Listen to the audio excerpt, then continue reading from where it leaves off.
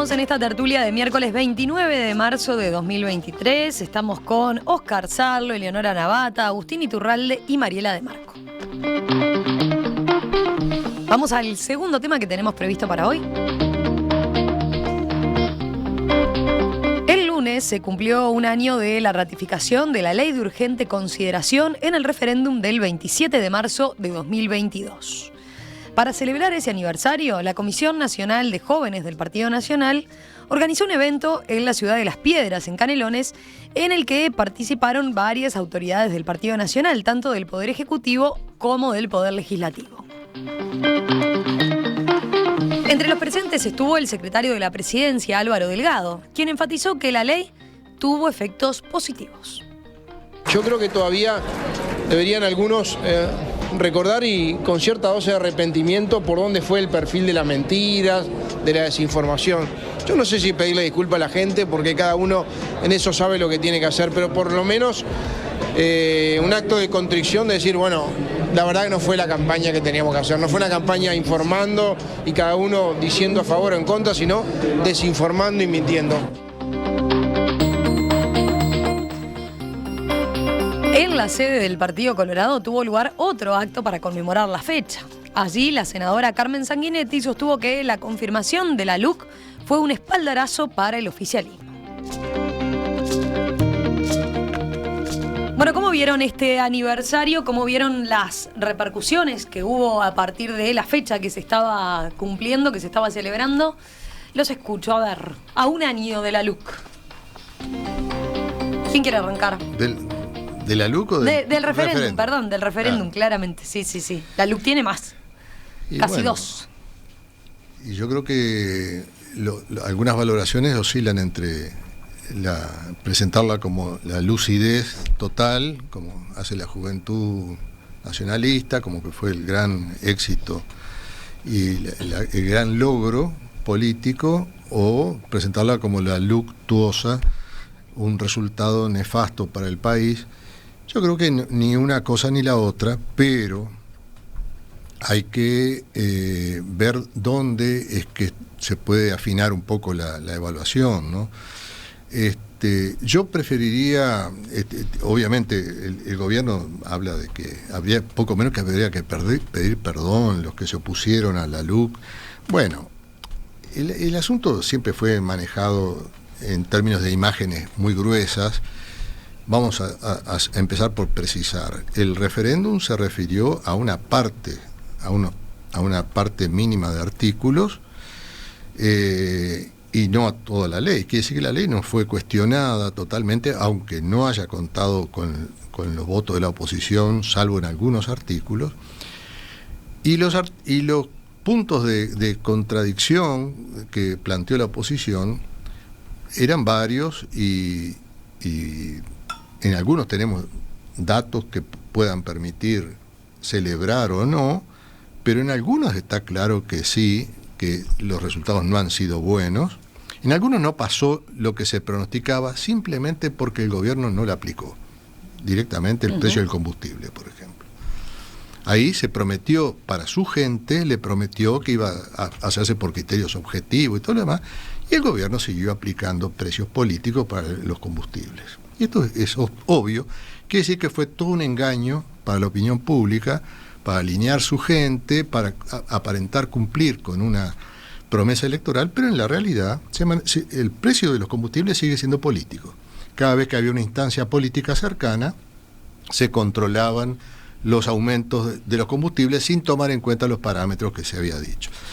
Pero hay una cuestión que significativamente hoy tiene relevancia, que son los resultados de alguna modificación en materia de persecución del tráfico de estupefacientes, que ha llenado las cárceles con mujeres, madres que introducen pequeñas cantidades de droga en las cárceles, que al punto que hoy el gobierno está promoviendo la modificación para tratar de amortiguar este resultado nefasto que ha tenido la LUC. Y entonces, digo, hay hay color para los dos lados, se puede hacer y va a haber muchas evaluaciones. Hay otras cuestiones que yo no tengo datos, no puedo evaluarlas. Pero lo que después en una segunda intervención voy a tocar otro tema de esto. Mariela, Agustín, a ver, Mariela, dale. Sí, yo la verdad me siento crecientemente ajena a estos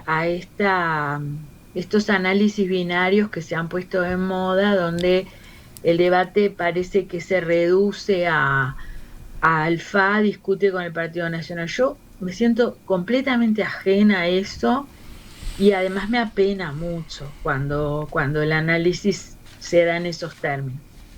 Yo diría, a un año del referéndum, lo que me parece que cabe destacar fue el gran triunfo político que tuvo el gobierno. Eso sí me parece claro e indiscutible. Fue un triunfo político. ¿La LUC vino a cambiar la realidad nacional? No, nunca fue así tampoco. O sea, más allá de que los partidarios de la LUC o los defensores de la LUC dijeran eso. Es decir, no había en la LUC ninguna norma que fuera removedora, transformadora, no había nada de eso, había retoque. ¿Vino la LUC a destruirlo todo? ¿Iba a haber desalojos express? No, tampoco, pero ya sabíamos que no. A eso me refiero yo cuando digo ese debate que no me identifico, es decir, donde se dicen cosas que no son verdad de ambos lados, y en vez de discutir lo que sí es, estamos discutiendo lo que el otro dice, y en esa cosa la defensiva, donde solo juegan dos. Eso, la verdad, no pasó ninguna tragedia, tampoco mejoró dramáticamente nada. En materia de seguridad ciudadana, que era uno de los ejes más importantes de la LUC, no solo no mejoró nada, sino que los números siguieron empeorando. Quiere decir que las soluciones, entre comillas, que traía la LUC no eran lo que el problema exige. Sobre la cuestión, un minuto para hablar sobre la cuestión del delito de ingreso de estupefacientes a las cárceles, que ha impactado de modo significativo y específico en las mujeres que mencionaba Óscar.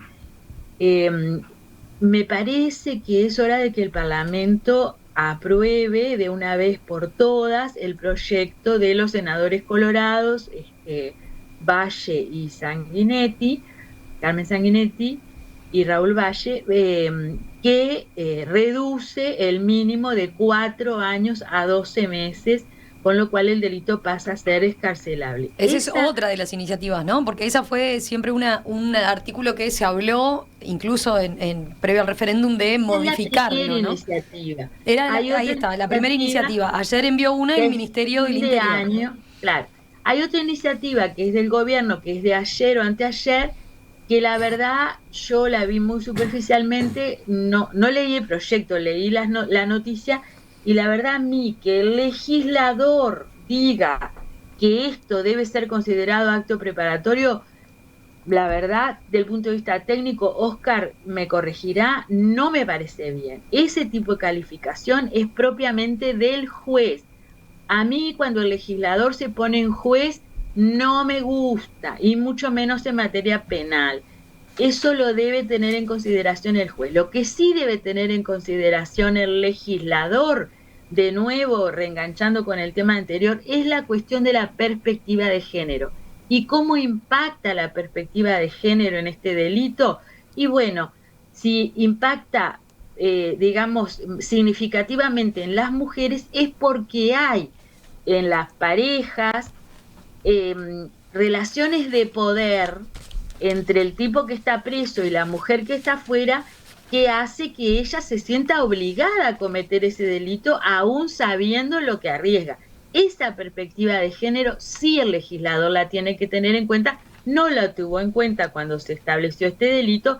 Bueno, ahora ya sabemos, tenemos datos, está súper estudiado el impacto preferente sobre las mujeres, sobre todo mujeres jóvenes con hijos, y entonces esto hay que corregirlo, pero hay que corregirlo ya. Ahí radica una de las Otra diferencias cosa. importantes, ¿no? No estamos hablando en particular de este texto, pero digo, entre la iniciativa de Carmen Sanguinetti y Raúl Valle, de los senadores Hay colorados, otra con diferencia. respecto a lo que manda el Ministerio del Interior, ¿no? Que señala, entre Hay otra otras cosas, dice, diferencia. el presente artículo respeta el principio de igualdad y la no discriminación entre mujeres y varones, que son principios relevantes en el derecho uruguayo que se encuentran reconocidos en la Constitución. Está bien, pero el no discriminación significa que cuando hay una desigualdad previa, tú la tenés en cuenta, porque si tú actúas con criterios neutrales en situaciones que son desiguales, estás discriminando. Pero eso es para otra... Sí, otra, lo tenemos que agarrar como otro tema análisis. aparte. Ahí está. Pero digo, esto desde Aristóteles para acá, y también ahí Oscar me puede corregir. Tratar en forma igual a los desiguales implica profundizar la desigualdad y por lo tanto discriminar. Otra cosa que no me parece que vaya en buena línea el proyecto del gobierno es que sanciona con suspender las visitas a futuro, el ingreso a los establecimientos carcelarios a futuro. ¿Por qué no me parece bien? Y porque yo creo que uno de los aspectos que puede contribuir a la rehabilitación de las personas presas es el contacto con la familia. Entonces, si ponemos como pena que la madre o la pareja no pueda ingresar a ver a su hijo porque están incluidos los establecimientos de reclusión para adolescentes, me parece que estamos manejando un criterio punitivo que atenta contra la rehabilitación. O sea, la verdad no me pareció técnicamente estudiado, digamos. Yo Eleonora. suscribo todo lo que dijo Mariela, o sea, desde la primera palabra hasta la última palabra. Me queda muy poco por decir después de la intervención de ella. Me sucede habitualmente con muchas intervenciones de Mariela, y en esta no ha sido la excepción. Estoy cansada de que se analice todo en ese binarismo de oficialismo y oposición, a ver qué dice uno del otro, de lo que qué dice uno de lo que hizo el otro y quién tiene que pedirle perdón a quién. O sea, me parece una ridiculez, me parece un infantilismo político tremendo desde ambas tiendas, porque en esto ya le llamo tiendas porque así lo parece. No todo es lineal y no todo es binario como para hacer de cada tema un debate entre oficialismo y oposición, a ver qué opina cada uno de qué y qué culpa se echa uno al otro. Entonces, esto de la LUC y este análisis del impacto de la LUC en muchos aspectos apareció así Bueno, el audio a que nivel escuchamos de público. Delgado es lo que planteaba, ¿no? Sí, Todavía debería totalmente. alguno recordar con cierta dosis de arrepentimiento, decía. En esa coincidencia que tengo con Mariela, el tema de si la LUC iba a cambiar la realidad nacional o no, coincido, no parecía de antemano que fuera a cambiar drásticamente. Sí, algunas cosas con las que... Porque además pasaba con la LUC, no solamente, no con toda la LUC, que directamente no se plebiscitó toda la LUC, se plebiscitaron algunos artículos, parte de algunos artículos, y mismo con esos artículos, a mí, que soy una ciudadana que me tocó ir a votar, me pasaba que con algunos estaba de acuerdo y con algunos no. Entonces, a la hora de votar tuve que sopesar a ver cuáles eran los que yo sentía que me afectaban, no personalmente, que tenía más sensibilidad hacia esas temáticas y tomar la decisión ahí, porque realmente no era una decisión fácil. No, para mí no estaba todo mal, ni tampoco estaba todo bien. Entonces tenía que analizar, no era una decisión, voto tal cosa porque está todo mal o apoyo todo porque está todo bien. No, es una de las veces que hice ese ejercicio de decir, bueno, pero de todo esto, ¿qué me interesa más? ¿Lo que estoy a favor o lo que estoy en contra? ¿No? Esa fue parte del análisis a la hora de votar la LUC, y me parece que hoy vuelve a pasar lo mismo. A mí me preocupaba mucho en el tema de la LUC, lo vinculado a seguridad pública. Este tema de las mujeres presas por suministro se cumplió, o sea, no es como no se cumplió nada de las cosas horribles que iban a pasar. Bueno, esto sí se cumplió, no se cumplieron otras cosas que, qué horrible que va a pasar, no pasó. O sea, es como, de nuevo entramos en lo mismo, no es ni todo ni blanco ni negro, pero sí creo que no cambió radicalmente el país a partir de la LUC. tampoco pensábamos que eso fuera a pasar. Sí entiendo de algunas declaraciones, ya no en ese plan de defensa o ataque per se, de algunas personas que hablaban y decían, bueno, pero a partir de la LUC esto fue más fácil de gestionar, y bueno, capaz que a esos niveles de gestión de las políticas públicas y demás puede haber tenido más impactos positivos o negativos, pero bueno, ya a otro nivel que no es al nivel de la ciudadanía, ¿no?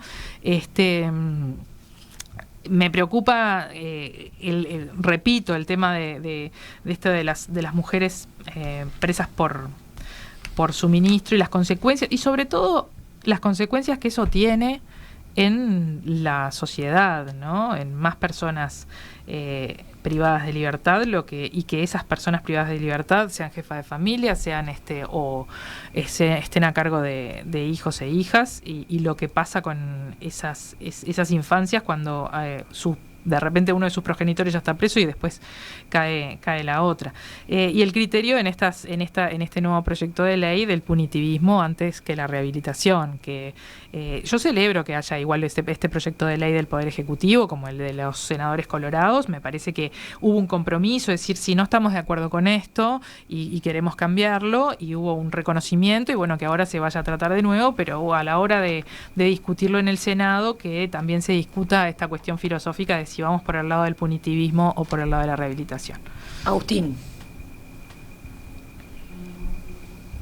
Perdón que estaba silenciado. A ver, comparto mucho de lo que se dijo, ¿no? Creo que la LUC fue sobre todo una discusión política sobre el respaldo no al gobierno. Como decía Leonora, creo que el 99 con muchas 9% del electorado, si nos poníamos a leer, que creo que lo hizo muchísimo menos ese 99%, probablemente estábamos de acuerdo con una parte y no otra, y no con la otra. Y al final votamos, me parece a mí, la enorme mayoría de si estábamos de acuerdo con el rumbo general del gobierno o no. Era tal la diversidad de temas que abordaba la LUC, y que eran más de 400 artículos, como el referéndum, que eran 135 artículos, también seguridad, economía, educación, alquileres. Obviamente, al final esto fue una discusión política y fue la elección de medio término que no existe en Uruguay, fue este referéndum. Fue bastante notable, que se ha dicho poco, yo creo, que en casi todos los países del mundo, pero sobre todo de la región, todos los gobiernos perdieron las elecciones de medio término durante la pandemia, con muy poquitas excepciones. Uruguay fue una de ellas. O sea, perdió Bolsonaro, perdió Alberto Fernández, perdió en Estados Unidos, perdieron. Entonces, Uruguay fue una excepción y fue bastante, por muy poquito margen, y manteniéndose un país que está claramente dividido. Yo creo que fue una cosa representada en dos bloques. El gobierno triunfó por poco margen. De todos modos, yo creo que hay un análisis un poquito más fino, que yo ahí, la posición tan salomónica de Mariela y de Leonora, no la comparto en parte. Yo creo que fue novedoso. A ver, la campaña de la LUC tuvo algunas cosas que no estábamos acostumbrados en Uruguay. Y sí hubieron mentiras descaradas que no eran lo normal en las campañas. Una cosa es que yo diga que una cosa va a tener un efecto, o que esto no va a ser, que prometa que una medida va a tener un impacto que no lo tiene. Otra, que eso siempre es hasta difícil de medir. Otra cosa es decir que se estaba privatizando la educación. Otra cosa era sembrar miedo sobre que la gente que ya alquilaba con un régimen que no se tocaba y que se mantenía intacto, la iban a desalojar en 6 días. De parte de muchos de los promotores del referéndum de la LUC, hubieron mentiras y anuncios de catástrofe que fueron realmente... Yo los había visto muy pocas veces en la discusión política. Y que claro, hoy en día, luce, yo concuerdo que, con eso sí, con Mariela que dice, y Leonora, que la LUC no fue revolucionaria, que no hay ningún cambio brutal en la estructura legal, social del país. Luce bastante raro y bueno, y es lógico que cada uno le dé el uso político. Yo destaco dos cosas que creo que fueron positivas de la LUC, que sí creo que tuvieron un efecto importante. Uno, la portabilidad numérica. La portabilidad numérica está vigente en Bolivia, en Brasil, en casi todos los países del mundo, y lo que hace es dar más competencia al mercado, soltarle la vaca a las empresas, y el efecto que tuvo es que haya bajado muy significativamente los precios que pagamos los uruguayos por el teléfono y sobre todo por internet. Y creo que es una gran cosa, era una locura el régimen anterior. Y segundo, la regla fiscal, que le ha puesto un límite a este propio gobierno, y que el Consejo Fiscal, ahora con el tema de la baja de impuestos, mismo le hizo un llamado de atención al gobierno de cómo va a ser la bajada de impuestos. Creo que es una muy buena cosa que existe un consejo fiscal, que existe una regla y que los gobiernos no tengan total libertad, o por lo menos no tengan total impunidad para gastar como no hubiera mañana cuando hay recursos o cuando vienen las elecciones. A ver, algún comentario que les haya quedado, porque hay como dos niveles de análisis, ¿no? Está lo político como tal y después entrar en alguna evaluación puntual que han ido haciendo, ¿no? De algunos artículos en particular, algunos de los temas más polémicos. Leo, por ejemplo, el mensaje de Juan, que habla a propósito de, bueno, lo que significó el respaldo para la LUC, el respaldo para el gobierno con la confirmación de la LUC. Dice Juan, la paradoja política del triunfo del gobierno en el referéndum de la LUC es que fue lo que le dio fortalecimiento a la entonces debilitada oposición, dice. Y es cierto, tuvo su rol en la oposición, ¿no? También. Sí. Yo, si me permitís, quería en la segunda vuelta hablar políticamente o institucionalmente del tema, ¿no? Hay varias cuestiones. Primero, no es el triunfo rotundo, una confirmación. Primera cosa, el gobierno, entendido como gobierno del Partido Nacional, con aliados, sí, el gobierno logró alinear a todos los sectores de aliados a él, mediante una confrontación que es lo que él busca, confrontación radical entre gobierno-oposición. Y ahí donde pierden, como me parece que deja sentir Mariela, pierden los partidos que están aliados en un sentido muy minoritario con respecto al Partido Nacional, porque se ven envueltos en acompañar y con muy poca capacidad de negociación interna.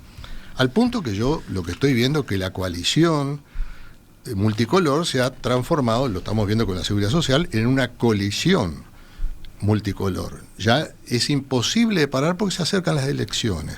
Entonces sí, pasaron el problema del plebiscito, del referéndum, pero eso fue un costo muy grande, donde el Partido Nacional se consolidó, pero donde van perdiendo todos. Pero también hay que mirar esto, el proceso de llegada al referéndum fue algo dinámico.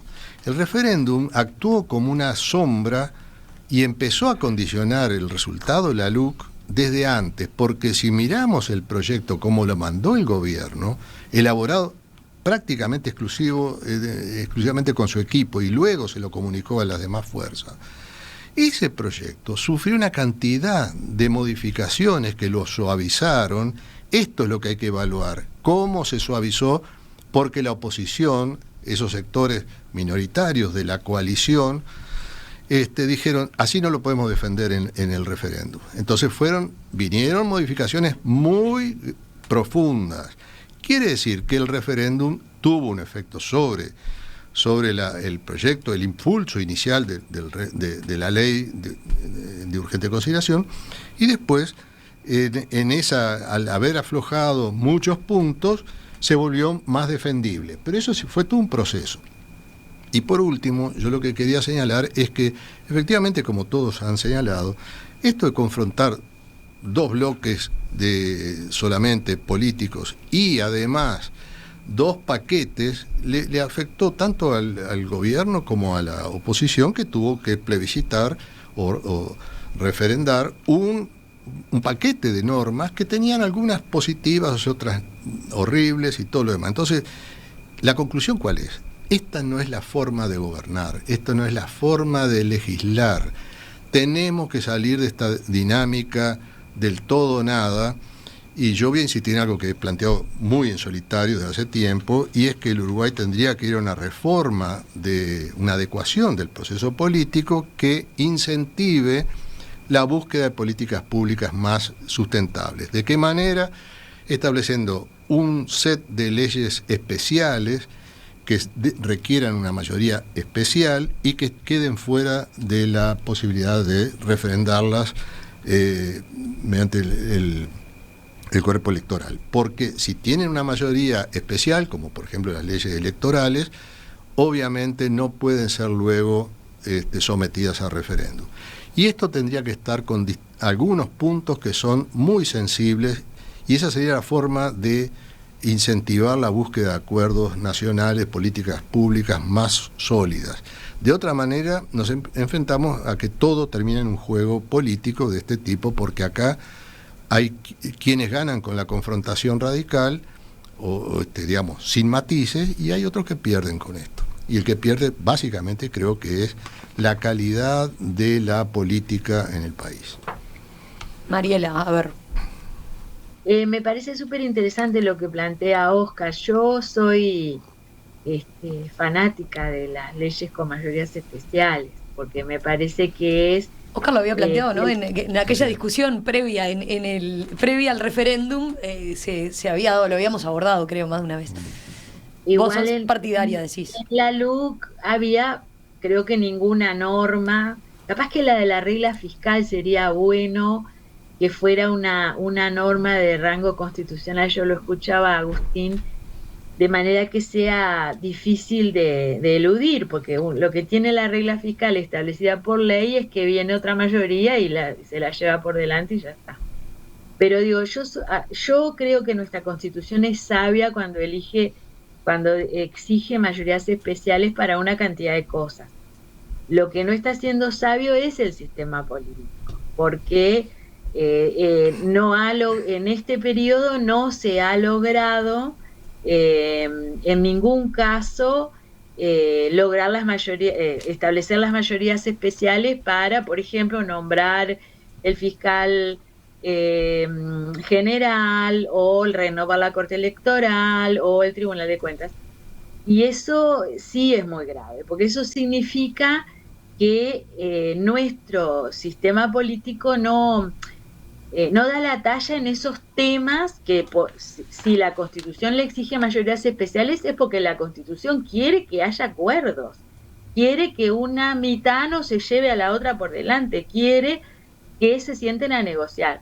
Y es lo que no se ha logrado en este periodo, y eso da cuenta de ese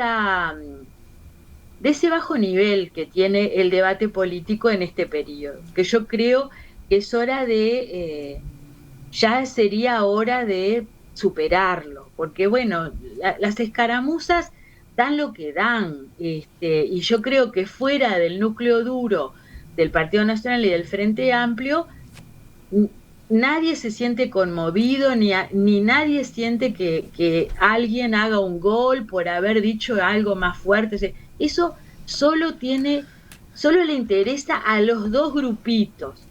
Y afuera estamos los ciudadanos, y no en vano hay un 17%, capaz que me equivoco, de indecisos en cuanto a intención de voto. Es decir, hay la verdad, un porcentaje altísimo de uruguayos que no se siente representado con esto. Entonces, si algo puedo decir acá es decir, bueno, a un año de la LUC, ya esa discusión ya se dio, lo que estuvo bueno, lo que estuvo malo, corrijámoslo ya, no demos más vueltas, no esperemos un año para corregir, un año del referéndum, pero ni siquiera debimos haber aprobado ciertas normas, pero bueno, ya está, corrijamos cuanto antes.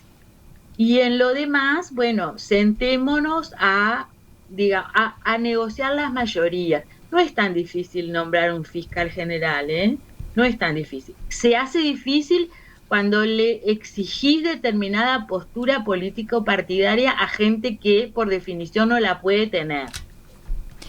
Agustín, vamos contigo, que creo que tenés poco tiempo. Dale, muchas gracias. No, a ver, concuerdo bastante. Creo que sobre este tema de el cambio de la norma que mencionó tanto Mariela, me parece que es un buen reflejo. Creo que fue claramente una equivocación haber incluido eso en la LUC, y la realidad lo está mostrando, ¿no? Que es bastante desproporcionada la pena que se le aplica y el impacto que está teniendo. Creo que en ese sentido hay un punto. Yo lo que no comparto, y más volviendo a lo que decía Oscar, es a ver, o esto es todo o nada, o la LUC la cambiaron todo por la noción de parlamento. A ver, no. La LUC, claro que tuvo muchísimos cambios, claro que fue lo que fue, y terminó en lo que terminó. Tenemos un país que básicamente el 17%, ese que dice María, es bajo. A un año y pico de una elección, que solo el 17% no diga quién va a votar, es bajo en cualquier comparación internacional. no digo que el grueso de la gente no son fanáticos, en eso comparto con Mariela, están lejísimos del fanatismo y de los legisladores, diputados, senadores radicales que quieren decir cosas para la tribuna, están lejísimos de esos personajes que sabemos de quién estamos hablando. Pero sí se siente claramente más afín a la coalición de gobierno o al Frente Amplio. El país está representado en su enorme mayoría por estos bloques. Y si bien es deseable, y yo comparto que las mayorías especiales están bastante sabiamente diseñadas, creo que en nuestra Constitución, también es cierto que los grandes cambios en el Uruguay postdictadura, que han sido mayoritariamente positivos y que se han dado en todos los gobiernos, no fueron por consenso. Fueron cambios que hizo el Partido Nacional y su gobierno, el Partido Colorado, el Frente Amplio, y que en general tuvieron la oposición de la oposición, vaya la redundancia. Y que cuando se hicieron un consenso, que estamos todos de acuerdo, bueno, cuando pasó el tiempo y cambió el gobierno y no tocaron, como es el caso del RPF, como es el caso de la ley de puertos, como es el caso de la zona franca, como es el caso de la ley forestal. Claro, hubieron consenso. El plan CAIF, el bloque pasado hablamos de los cuidados. El plan CAIF, que es la gran política de cuidados a la primera infancia, que desde el primer gobierno de Sanguinetti se extendió en todos los gobiernos, hubo inversiones muy importantes, se está alcanzando el 50%. Está bien, pero hay cosas que son dolorosas. Y vengo al caso de la reforma de la seguridad social. No va a salir por consenso. El Frente Amplio dijo el día 1 que no votaba ni el diagnóstico. No vota nada, está en contra de todo y quiere que la voten otros. Y estoy seguro que cuando vuelva el Frente Amplio al gobierno no va a tocar la esencia de la reforma, si es que sale, que hoy está bastante poco claro si sale la reforma. No va a tocar la esencia. Y así es como han gobernado. Entonces, sí, de acuerdo que muchas cosas sería deseable que fueran por consenso, pero hay veces que no es posible y el país no se puede quedar esperando, y los gobiernos, que son los que tienen la responsabilidad de gobernar, también valga la redundancia, no se pueden quedar esperando a que haya consensos para todo. Eleonora. No tengo mucho más que agregar a esta discusión, simplemente una observación que la tuve en su momento, y creo que la coalición se mantuvo muy firme, muy abroquelada hasta el referéndum. Referéndum, plebiscito, siempre me olvido, siempre lo digo mal, referéndum. Y después me parece que empezó a mostrar algunas lo que toda coalición debe tener, que eso es que no piensan todos igual, porque por algo es una coalición y no un solo partido, lo cual a mí me parece sano y no me parece mal, pero en algunos lados, ¡ay, qué horrible! Empezaron a discutir internamente en la coalición, y está bien, por suerte sucede, porque me parece que es lo que arma este tipo de movimientos que son coaliciones, justamente, si no serían todos el mismo partido político. Y creo que después de la LUC empezaron a verse algunas diferencias, pero hasta la LUC la coalición logró estar muy, muy abroquelada, muy, muy sólida. Y nada, era una observación nada más, porque el resto creo que el resto de los compañeros lo han expresado.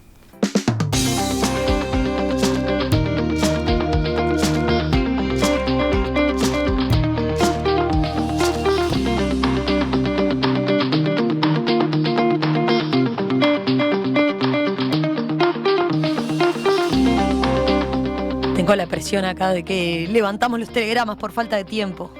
A ver, en un tuit, meterlo en un tuit. Simplemente porque me dio el pie Mariela, que se quejaba por la demora o la ineficiencia del sistema político para designar un nuevo fiscal. Yo quiero decir que por lo menos yo puedo señalar una excepción saludable, que aprovecho a señalarla, que es que el sistema político, la Asamblea General, designó a la nueva ministra del Tribunal de Contencioso Administrativo, la doctora Rosina Rossi, que creo que es un hecho muy celebrable, no solamente por el acuerdo para designarla, sino por la personalidad de la doctora Rossi, que es una gran profesora, ha sido una gran magistrada, y creo que va a fortalecer la institucionalidad jurídica del país. Es un tuit, el tuit, otra vez vengo con un libro, voy a ser muy, muy escueta en la recomendación, pero es una recomendación 100%, es un libro que se llama El Otro Lado, que reúne toda la obra periodística de Mariana Enríquez. Mariana Enríquez es una escritora argentina de 50 años, que a mí particularmente me gusta mucho, pero además yo la empecé a leer a Mariana Enríquez cuando escribía columnas en diversas revistas de rock, de cultura, etcétera. Ella trabaja hace muchos años en el suplemento Radar de Página 12, ha trabajado en otras revistas como TXT, otras revistas de rock y demás. Sus columnas son columnas culturales, de música, de literatura, de ella como escritora también, analizando algunas cuestiones de lo que la llevaron a escribir y por qué escribe lo que escribe. Se habla mucho de los fantasmas, fetiches y obsesiones de Mariana Enríquez, que tiene una escritura muy gótica y muy de terror, por decirlo de algún modo. Pero no, dark, no. Sí, no, bueno, sí, es escritura fantástica y de terror, pero de forma muy resumida, es mucho más rica que eso la escritura de Enríquez, y este libro de crónicas periodísticas me parece que la pinta de lleno lo que ella es, así que recomiendo el otro lado de Anagrama, como el resto de sus libros, y en el otro lado hay una referencia a su primer libro que se llama Bajar es lo peor, y que hay reediciones donde ella habla de su proceso creativo en ese libro, que imperdible. ¿Tu tweet, Mariela? No, yo no tengo telegrama, solo quería sumarme a la congratulación de Oscar de la designación de la doctora Rosina Rossi como ministra del Tribunal de lo Contencioso, y decir que en realidad se repara una injusticia, porque hace mucho que ella tenía que estar en este nivel. Cerramos la tertulia por hoy entonces. Agustín Iturralde, Mariela de Marco, Leonora Navata, Oscar Sarlo, gracias a los 4. Como siempre, nos reencontramos próximamente.